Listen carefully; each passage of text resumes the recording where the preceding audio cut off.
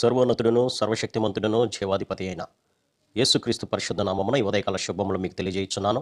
ఇది నా దేవుని యొక్క వాక్య ధ్యానము. నరులారా ఎంతకాలము నా గౌరవమును అవమానముగా మార్చెదరు. 4వ కీర్తన 2వ వచనం. ప్రభు అయినటువంటి యెహోవా ఈ మాటలు మనతో మాట్లాడుతున్నారు. ఎంతకాలము నా యొక్క గౌరవమును, నా యొక్క మహిమను మీరు అవమానంగా మారుస్తారు. ఎందుకు ఈ మాటలు ప్రభు అంటున్నారు అని కనుక ఆలోచన చేస్తే, ఇశ్రాయేలు జనాంగము తాను చేసినటువంటి దోషక్రియలను బట్టి ఐగుప్తునికి బానిసలుగా ప్రభువే వారిని అప్పగించారు. అయితే బానిసత్వంగా ఉన్నటువంటి ఆ ఇశ్రాయేలు జనాంగము ఫరో పెడుతున్నటువంటి బాధలను తట్టుకోలేక ఇనుప కొలిమి లాంటి ఆ ఐగుప్తులో నుంచి వారు ప్రభువుకి మొరపెట్టారు. ప్రభువా, ఈ యొక్క వేదనాభరితమైనటువంటి మా స్థితిని తప్పించవా, నీవు మాకు విడుదల దయచేవా అని ప్రార్థించినప్పుడు ప్రభువు మోషే ద్వారా వారికి విడుదల దయచేశాడు.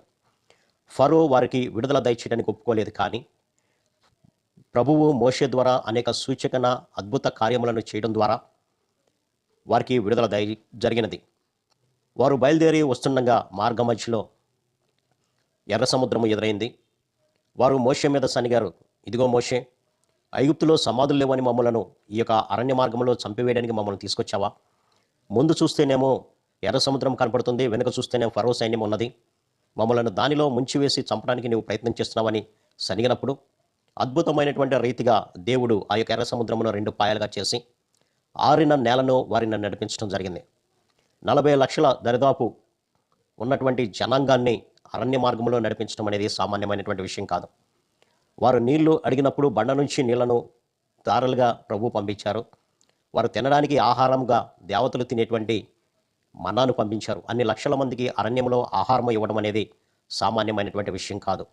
వారు ఇంకా ముందుకు వెళ్ళినప్పుడు వారు అధిక మాంసాపేక్షకులుగా ఉండి మోషే మీద సనిగారు. అక్కడ ఉంటున్నట్లయితే మేము మాంసాన్ని అధికంగా తినేటువంటి వారము, ఇక్కడ మాంసం లేదు, ఉట్టి మన్నానే తినవలసి వస్తుందని వారు మోషే మీద సనిగినప్పుడు ప్రభు వారికి ఆహారముగా పూరేలను పంపించడము, వారు వాటిని తీసుకొని తినడం జరిగింది.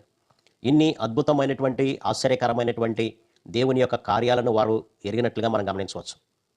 పగలు వారికి ఎండ దెబ్బలు తగలకుండా మేఘస్తంభాన్ని, రాత్రిపూట నడిచేటప్పుడు వారికి అగ్నిస్తంభాన్ని ప్రభు దయచేసి ఆ చుట్టుపక్కల నుండి ఎటువంటి ప్రమాదము జరగకుండా, మనుషుల వల్ల కానివ్వండి, జంతువుల వల్ల కానివ్వండి, ఎటువంటి ప్రమాదము లేకుండా వారిని క్షేమకరమైన మార్గంలో నడిపిస్తే, దేవుని యొక్క ఆజ్ఞలను తీసుకురావడానికి మోషే దేవుని యొక్క పర్వతంకి వెళ్ళినప్పుడు ఆ మోషే ఏమయ్యానో మాకు తెలియదు, మమ్మలను ఐగుప్తు నుంచి విడిపించినటువంటి వాడు ఎవడో కూడా మాకు తెలియదు.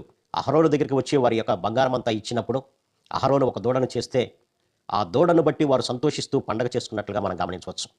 నీవే మమ్మలను ఐగుప్తు నుంచి విడుదల దయచేసిన దేవుడు అని ఆ దూడకు సాష్టాంగ నమస్కారాలు చేసి దానిని పూజించినట్లుగా మనం గమనించవచ్చు. అందుకే ప్రభు అంటున్నటువంటి మాట, ఎంతకాలము నా గౌరవాన్ని, నా మహిమను మీరు అవమానంగా మారుస్తారు అని. 106వ కీర్తనలో కూడా గమనించినప్పుడు, హోరేబులో వారు దూడలు చేసుకొనిరి, పోతపోసిన విగ్రహమునకు నమస్కారం చేసిరి, తన మహిమాస్పదమును గడ్డిమేయు ఎద్దు రూపానికి వారు మార్చారు అని దేవుడు వారిని గురించి ఎంతగానో బాధపడినట్లుగా మనం గమనించవచ్చు. అంతేకాకుండా రోమపత్రిక 1వ అధ్యాయం 21వ వచనము మొదట గమనించినప్పుడు, మరియు వారు దేవుని ఎరిగియు ఆయనను దేవునిగా మహిమపరచలేదు, కృతజ్ఞతాస్తుతులు చెల్లించలేదు, కానీ తమ వాదములు యందు వ్యర్థులైరి, వారి అవివేక హృదయము అంధకారమయ్యను, తాము జ్ఞానులమని చెప్పుకుని వారు బుద్ధిహీనులైరి, వారు అక్షయుడగు దేవుని మహిమను క్షయమగు మనుషుల యొక్కయు, పక్షుల యొక్కయు, చతుష్పాద జంతువుల యొక్కయు, పురుగుల యొక్కయు మహిమా స్వరూపంగా మార్చరి.